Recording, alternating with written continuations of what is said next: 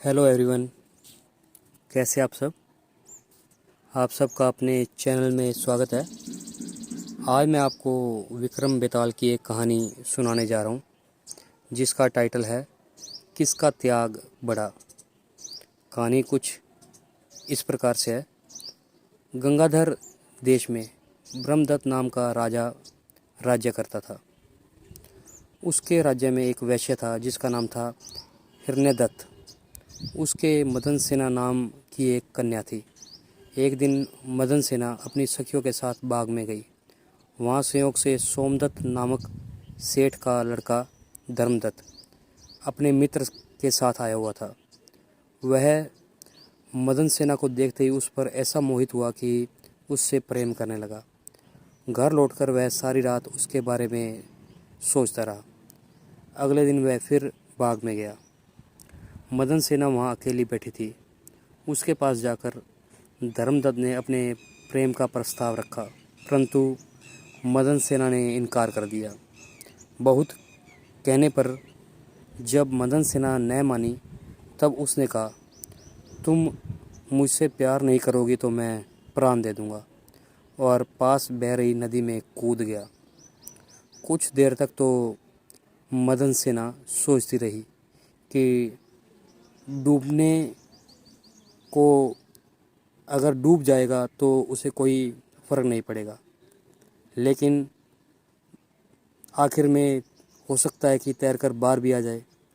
लेकिन जब युवक डूबने को हुआ और तैरकर बाहर नहीं आ सका, तब मदन सेना ने नदी में छलांग लगाई और उस युवक को बचा लाई।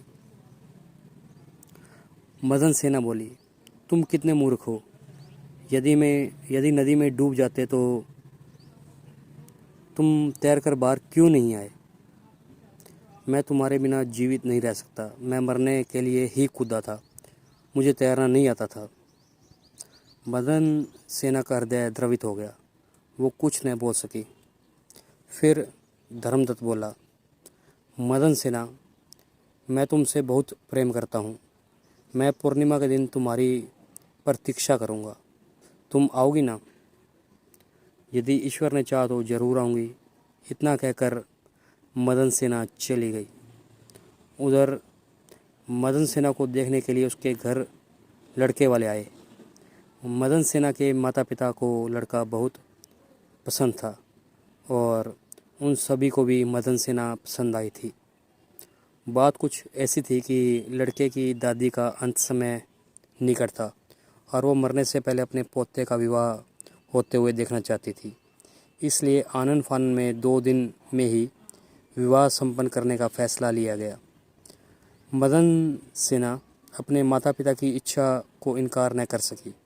उसका विवाह हो गया और मदन सेना जब अपने पति के पास गई तो उदास होकर बोली, आप मुझ पर विश्वास करें और मुझे अभयदान दें तो मैं एक बात कहूँ। पति ने विश्वास दिलाया और उसने सारी बात कह सुनाई। सुनकर पति ने उसे चरित्रहीन समझा और उसे मन ही मन त्याग कर उसने उसे जाने की आज्ञा दे दी और खुद भी उसके पीछे चल पड़ा। मदन सेना अच्छे अच्छे कपड़े और गहने पहनकर चली। रास्ते में उसे एक चोर मिला। उसने उसका आंचल पकड़ लिया। मदन सेना ने कहा, तुम मुझे छोड़ दो, मेरे सारे गहने ले लो। चोर बोला, मैं तो तुम्हें चाहता हूँ।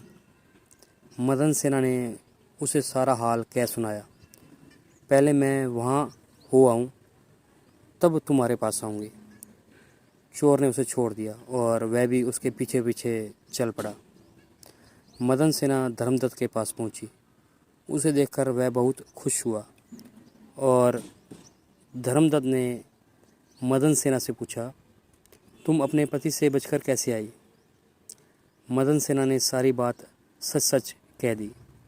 धर्मदत्त पर उसका बहुत गहरा असर हुआ। उसे मदन सेना के साथ समय बिताना अच्छा नहीं लग रहा था। उसने मदन सेना को समझाकर वापस उसे उसके घर जाने को कहा। मदन सेना चल पड़ी। फिर वह चोर के पास आई। चोर सब कुछ जानकर बड़ा प्रभावित हुआ और उसे अपने आप पर ग्लानि महसूस हुई। उसने मदन सेना को बिना कुछ किए जाने दिया। इस प्रकार मदन सेना सबसे बचकर पति के पास आई। पति ने भी सारा हाल देख लिया। वह बहुत प्रसन्न हुआ और उसके साथ आनंद से रहने लगा। इतना कहकर बेताल बोला, विक्रम बताओ, अब तुम्हारा न्याय क्या कहता है? पति, धर्मदत्त और चोर, इन तीनों में से सबसे अधिक त्यागी कौन है? आप भी वीडियो को पॉज कर दीजिए और अपने कमेंट में हमें बताइए कि आपके अनुसार इन तीनों में से सबसे बड़ा त्यागी कौन है। अगर आपने कमेंट कर दिया है तो कहानी के अनुसार मैं विक्रम का जो जवाब था वो आपको बताने जा रहा हूँ। विक्रम बोला, जो त्याग बिना स्वार्थ के किया जाता है वही सच्चा त्याग कहलाता है। चोर का त्याग ही सबसे बड़ा त्याग है। मदन सेना का पति तो उसे दूसरे आदमी पर रुझान होने के कारण त्याग देता है। धर्मदत्त उसे इसलिए छोड़ देता है कि उसका मन बदल गया। फिर उसे यह भी डर रहा होगा कि कहीं उसका पति उसे राजा से कहकर दंड न दिलवा दे। लेकिन चोर का किसी को पता नहीं था, फिर भी उसने उसे छोड़ दिया। न तो गहने लिए, इसलिए वह उन दोनों से अधिक त्यागी था।